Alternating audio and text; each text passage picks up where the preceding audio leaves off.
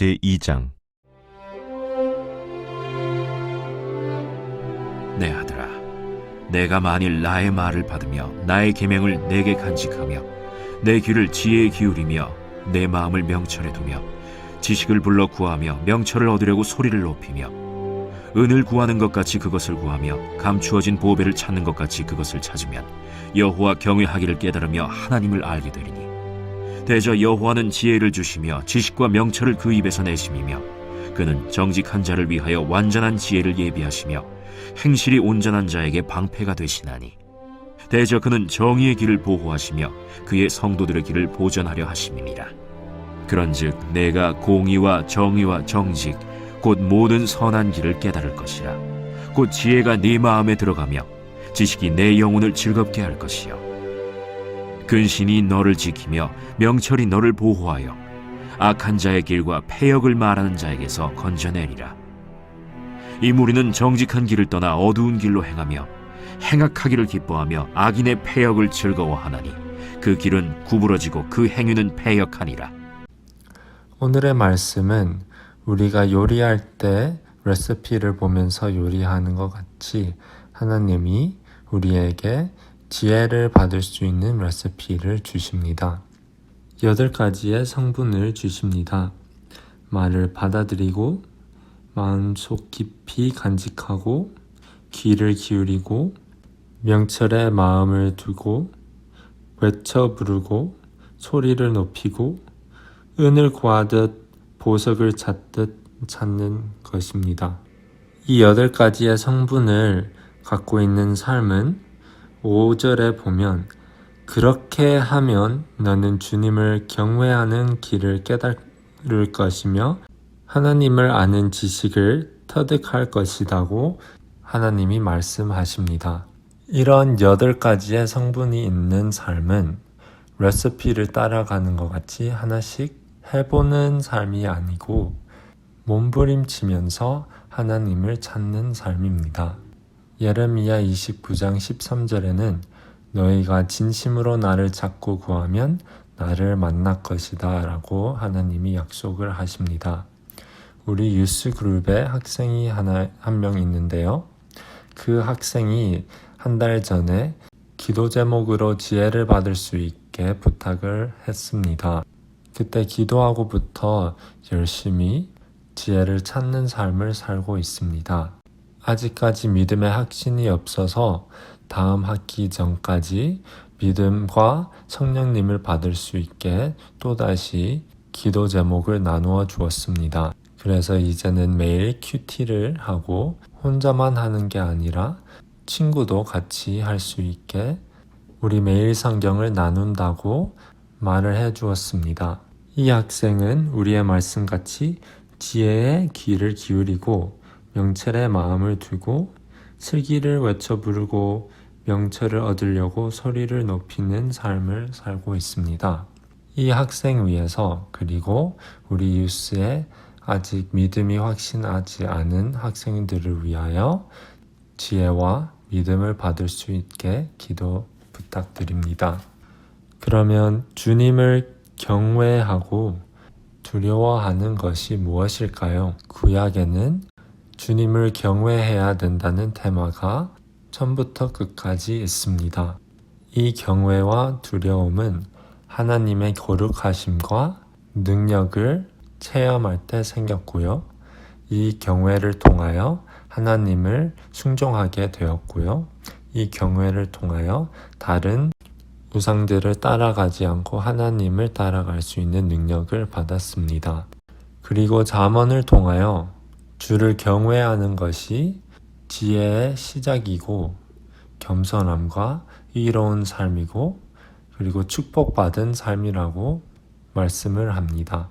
그래서 잠언은 주를 경외하는 것과 지혜를 연결을 시킵니다.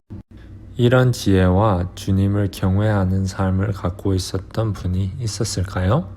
욥기를 읽어보면 찾을 수 있습니다. 욥기 1장 1절에는 우스 땅에 욥이라는 사람이 살고 있었다. 그는 진실하고 정직하며 하나님을 두려운 마음으로 섬기고 악을 멀리하는 사람이었다라고 써 있습니다. 욥은 잠언 2장이 말씀하는 지혜를 갖고 있었던 사람이었습니다.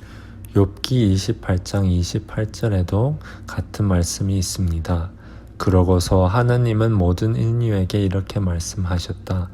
나 여호와를 두려운 마음으로 섬기는 것이 참 지혜요. 악에서 떠나는 것이 진정한 깨달음이다. 라고 말씀합니다.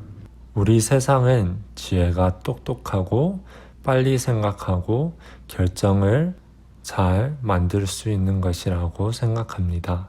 하지만 하나님께서는 지혜는 하나님의 경외하는 삶과 악에서 떠나는 삶이라고 말씀하십니다.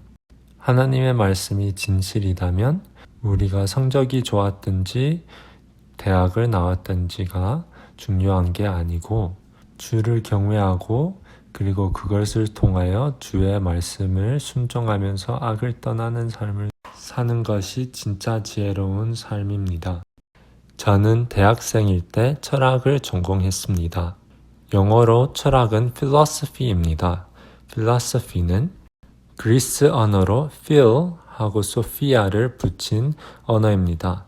phil의 의미는 사랑이고 소피아의 의미는 지혜입니다. 그래서 철학은 지혜를 사랑하는 공부이라고 이름이 지어진 것입니다. 하지만 이렇게 지혜를 사랑한다는 분들의 책들을 읽어보면 그들은 하나님의 지혜가 없어서 점점 더 이상하게 생각하고 점점 더 말도 안 되는 것을 지혜라고 말하게 됩니다. 끝에는 철학자들이 너무 거만해져서 하나님의 지혜와 제일 반대인 자들이 되게 됩니다. 이렇게 보면 제일 똑똑한 사람이 지혜로운 것이 아니고 하나님을 경외하면서 그것을 통해 하나님을 순종하는 삶을 사는 게 제일 지혜로운 삶인 것입니다. 이렇게 보면 목회자든지 교회에서 제일 성경을 잘 알고 똑똑한 분들이 거룩한 삶을 안 살면 제일 어리석은 자인 것입니다. 고린도전서 1장 18절에 보면 십자가의 진리가 멸망하는 사람들에게는 어리석은 것이지만 구원받은 우리에게는 하나님의 능력이 됩니다. 라고 써 있습니다. 옛날에 우리는 십자가에 못 박힌 하나님을 믿는다고 했으면 제일 어리석고 바보 같은 사람이라고 했을 것입니다. 하지만 하나님의 지혜는 인간의 지혜랑 다릅니다. 19절에는 내가 지혜로운 사람들의 지혜를 없애고 총명한 사람들의 총명을 쓸모없게 할 것이다 라고 기록되어 있습니다. 그 구약이 예언했던 하나님의 능력과 하나님의 지혜가 예수님을 통하여 십자가를 통하여 우리에게 공개되었습니다. 세상에서 자기가 지혜롭다고 하는 사람들을 깨트리고 무너뜨리는 지혜와 능력이 고린도전서 1장 24절에 나타납니다. 그러나 부르심을 받은 사람들에게는 유대인이나 그리스 사람이나 그리스도는 하나님의 능력과 지혜입니다. 오늘 말씀 잠언 2장 1절에서 4절에 나오는 받아들여야 되고 마음속 깊이 간직해야 되고 귀를 기울여야 되고 명절에 마음에 두어야 되고 외쳐 불러야 되고 명철을 얻으려고 해야 되는 그것이 바로 예수님입니다.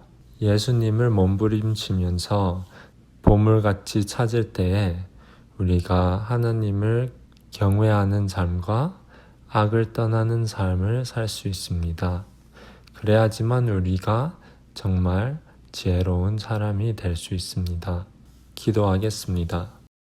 God, allow us to not seek the wisdom of this world that will fade away and be destroyed by you, but let us seek the wisdom that you have showed us today through your word, Jesus Christ.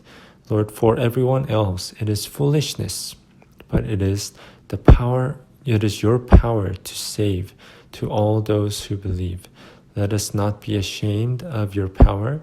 Let us not be ashamed of your wisdom, but let us be willing to be fools for you, just as Paul has been. And let us seek to live a life fearing you and to live a life of righteousness. In Jesus' name I pray. Amen.